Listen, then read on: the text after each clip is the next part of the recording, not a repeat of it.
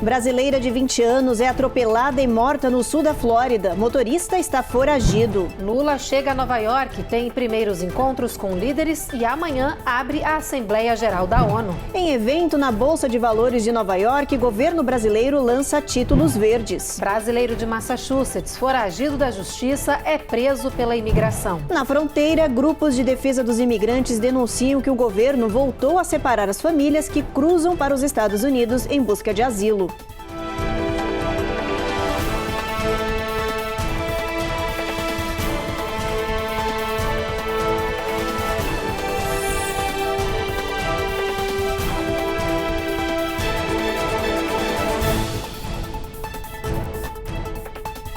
Olá, muito boa noite. Boa noite. A polícia de Miami-Dade, no sul da Flórida, está em busca de um homem que atropelou e matou uma brasileira no domingo. Segundo as investigações, essa brasileira andava de bicicleta por volta das 10 horas da manhã de ontem, quando foi atropelada.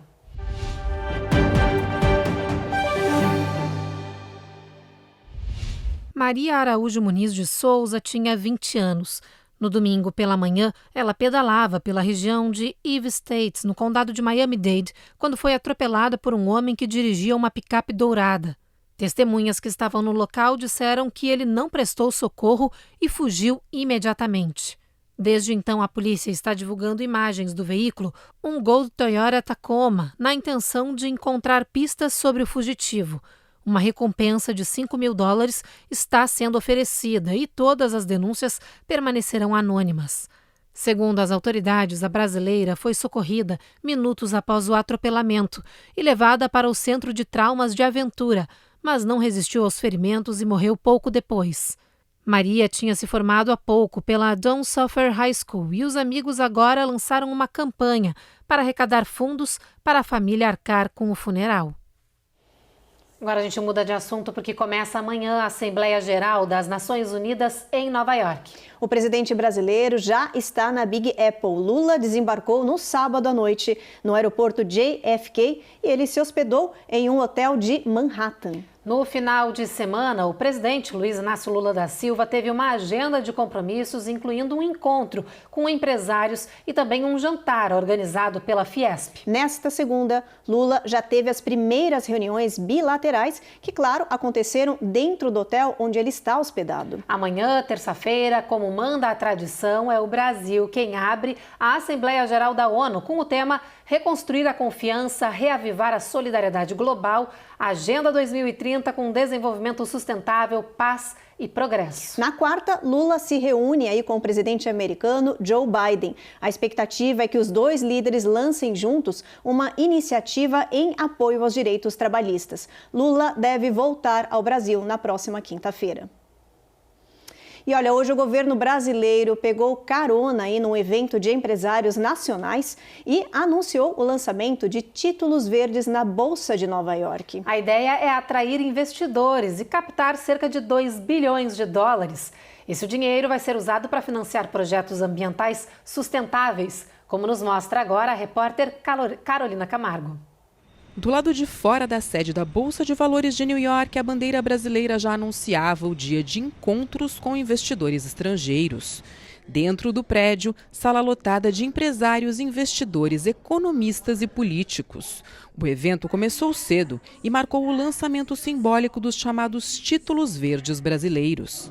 O futuro é do desenvolvimento sustentável e o Brasil pode ter um papel proeminente nisso, sabendo lidar com as nossas parcerias, Ásia, União Europeia, oxalá o acordo do Mercosul e União Europeia seja aprovado agora no segundo semestre, mas também aqui com os investidores americanos. Na prática, o governo vai emitir papéis no mercado externo. Ao comprar esse título da dívida brasileira, o investidor empresta dinheiro ao Brasil e recebe o pagamento com juros. A ideia do governo é que os Green Bonds captem cerca de $2 bilhões e que esse dinheiro seja usado para financiar projetos ambientais sustentáveis. A data exata do início da emissão desses títulos ainda não foi divulgada. Esse projeto faz parte do Programa de Transição Ecológica, que é a segunda principal agenda do governo depois da reforma tributária. Lula quer colocar o país em destaque no cenário internacional com o tema da sustentabilidade. A própria ministra do Meio Ambiente, Marina Silva, destacou as ambições brasileiras. O Brasil será uma potência em vários sentidos. Primeiro, porque vamos liderar pelo exemplo. Já conseguimos, nesses primeiros 8 meses, reduzir a emissão de CO2 em cerca de 200 milhões de toneladas de CO2, evitando o desmatamento de 48% no índice de desmatamento da Amazônia.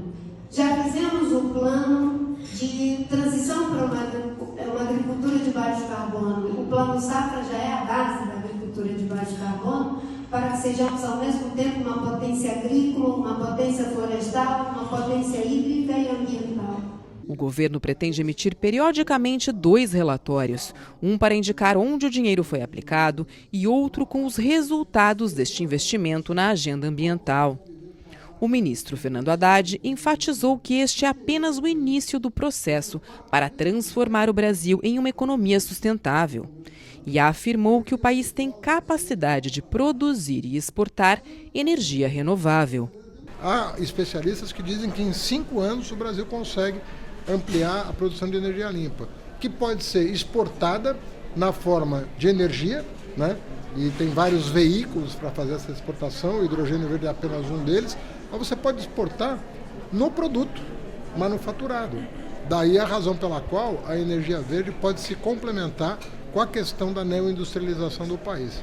Você passar a produzir produtos verdes, o que eles chamam de net zero, né? Que é emissão de carbono neutra, zero, de maneira que você pode efetivamente ganhar mercado internacional com produtos gerados no Brasil, manufaturados no Brasil.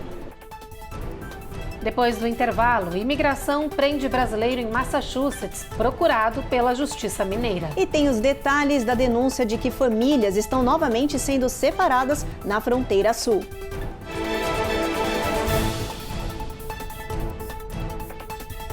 Américas no ar. Oferecimento Rejuve Chef. Melhore agora sua qualidade de vida.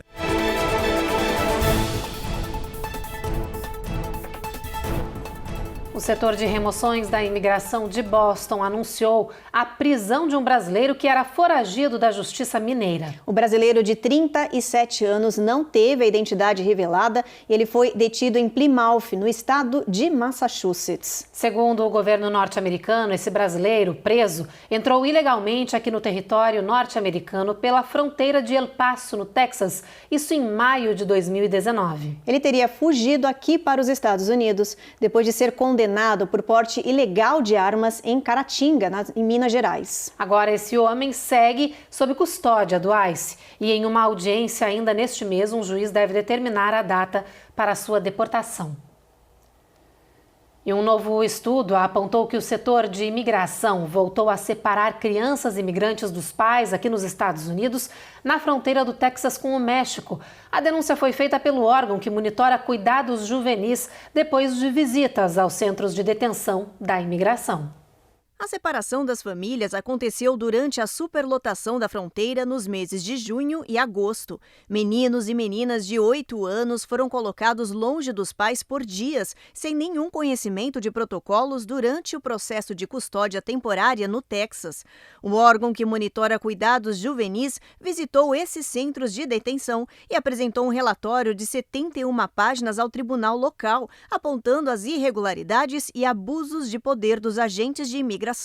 Esse sistema de monitoramento independente foi criado na década de 80, depois de uma ação judicial que criticava o tratamento de crianças na fronteira. O Departamento de Imigração do Texas, próximo ao Rio Grande, informou que essa separação aconteceu por causa do excesso de pessoas e afirmou que crianças menores de 8 anos foram mantidas junto com os pais. Um tribunal está avaliando as denúncias. Ainda falando de imigração, olha só essa notícia que curiosa. Um estudo apontou que as mulheres brasileiras estão recebendo mais green cards do que os homens. A faixa etária mais beneficiada com um documento de residência permanente foi de 25 a 44 anos. A Eloá Urazen explica essa história pra gente. Mais de 1 milhão de green cards são emitidos todos os anos e a maioria deles coloria histórias de mulheres que migram para os Estados Unidos. Um levantamento feito por um escritório advocatício brasileiro com dados de 2021, os mais recentes, mostram que das 18 mil carteiras de residência permanente emitidas para brasileiros, 57,8% foram para as mãos de mulheres. Mais da metade delas tem entre 25 e 44 anos. Cerca de 77,6% dessas mulheres são casadas, o que comprova a tese de que a maior parte dos vistos permanentes é mesmo conquistada por meio de parentesco com cidadãos americanos. Mas, independentemente do status civil, elas continuam liderando a corrida pelo Green Card e o fazem pela qualificação. A razão pela qual as mulheres estão dominando ali a recepção do Green Card, cabe aqui a gente fazer um panorama com os dados do IBGE, que apontam que as mulheres elas têm um maior acesso ao curso superior. Como grande parte desses Green Cards, eles dependem ali de mostrar uma certa qualificação, principalmente quando a gente está falando do Employment Based, que é um EB2 National Interest Waiver, um dos mais comuns utilizados.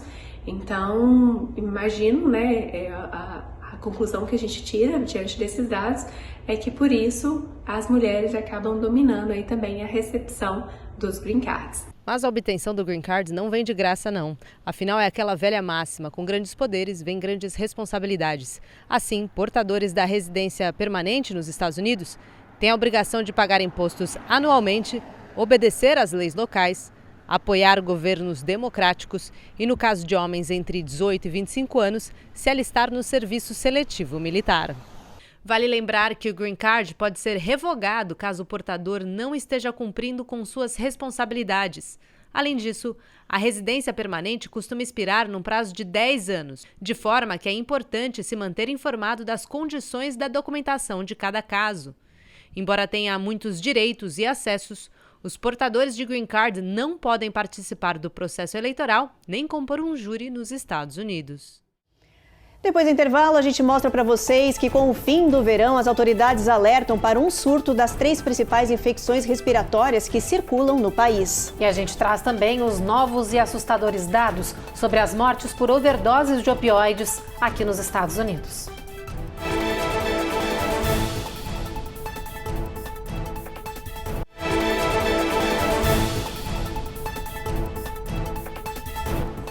O verão está prestes a acabar e as autoridades de saúde voltam a alertar a população para os riscos dos vírus respiratórios, sobretudo 3 que dominam os casos de internações aqui no país. Você, por um acaso, sabe diferenciar a gripe, a Covid e o RSV? Segundo os médicos, isso pode fazer uma grande diferença, principalmente nas crianças.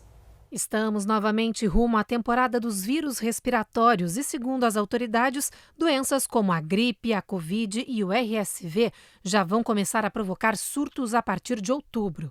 Os sintomas são semelhantes e, por isso, pode ser difícil saber se é Covid-19, gripe, RSV ou mesmo um resfriado. Cough, congestion, runny nose.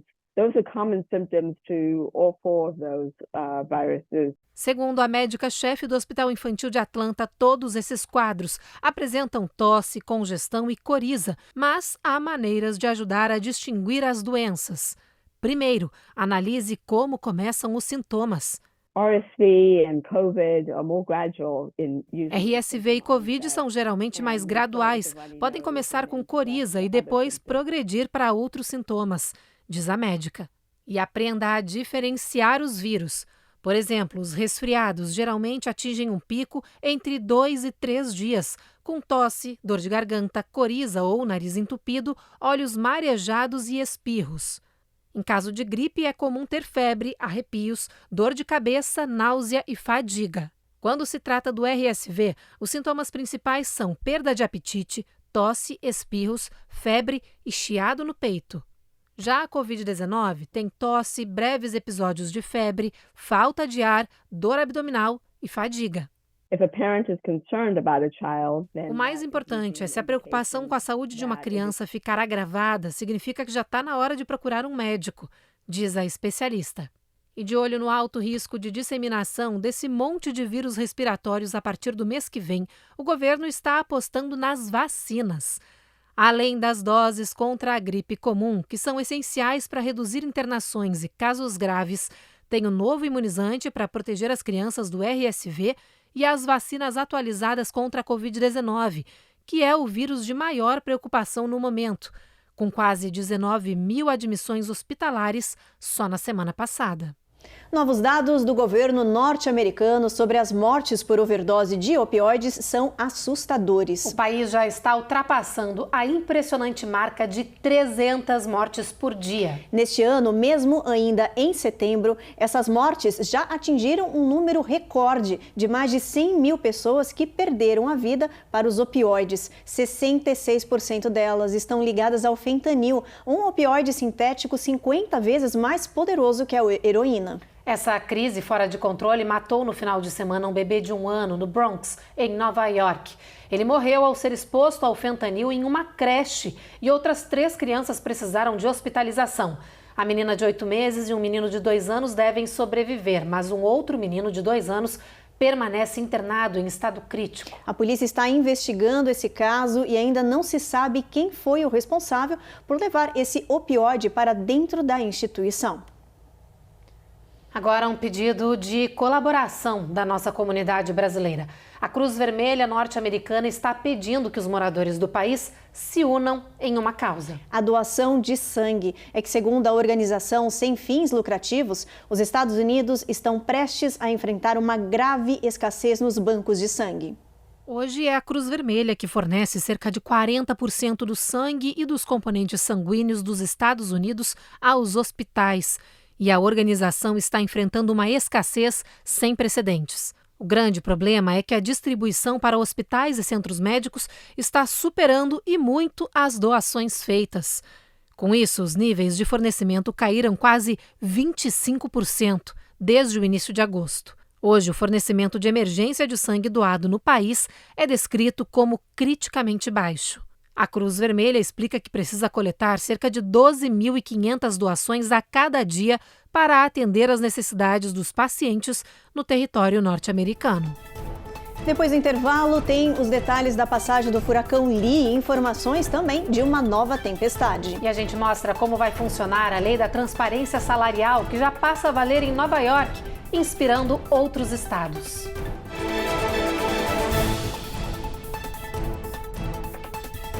Américas no ar. Oferecimento Rejub Chef. Melhore agora sua qualidade de vida.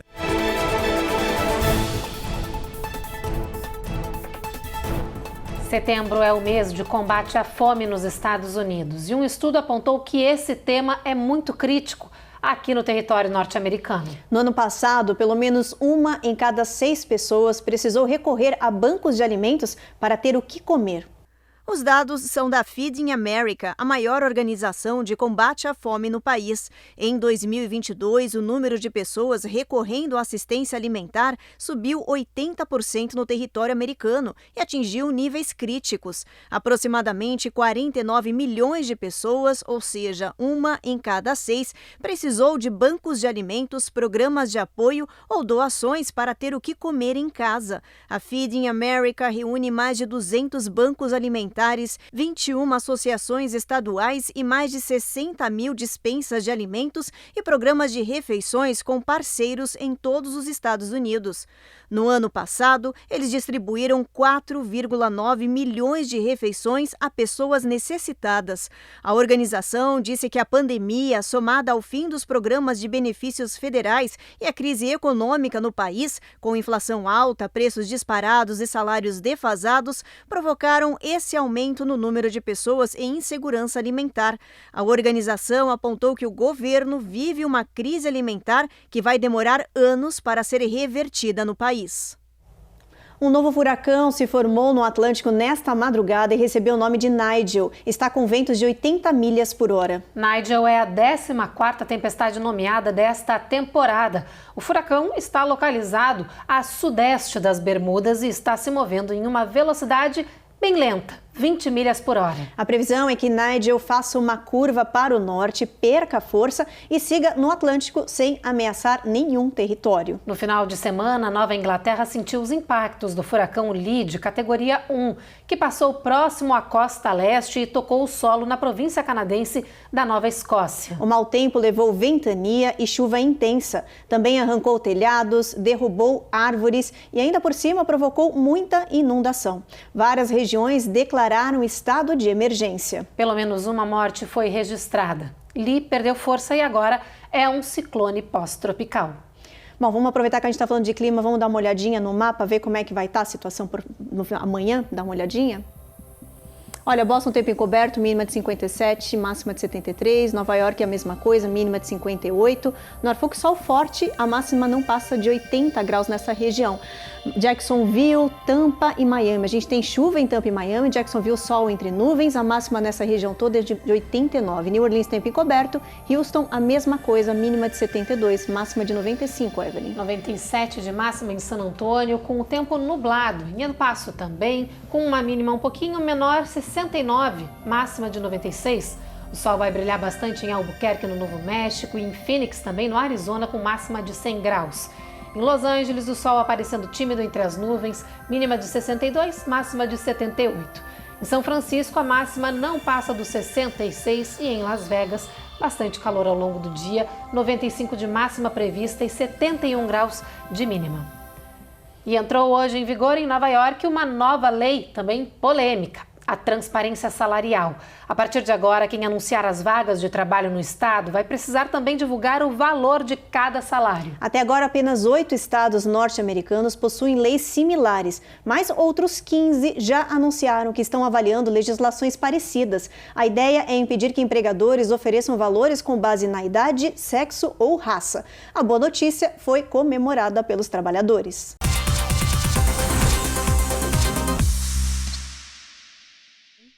Em agosto de 2023, a taxa de desemprego nos Estados Unidos subiu para 3,8%, com quase 200 mil pessoas buscando recolocação no mercado de trabalho americano.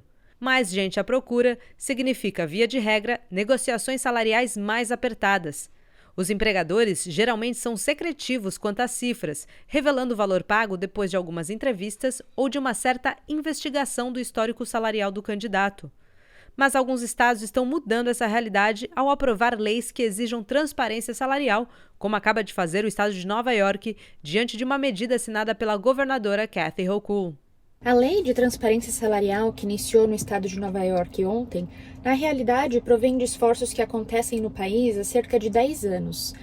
Diferentes estados tomaram diversas medidas para promover esse tipo de transparência salarial e, na realidade, Massachusetts liderou isso em 2016 com a Lei de Igualdade Salarial que proíbe que o futuro empregador pergunte sobre o seu histórico salarial.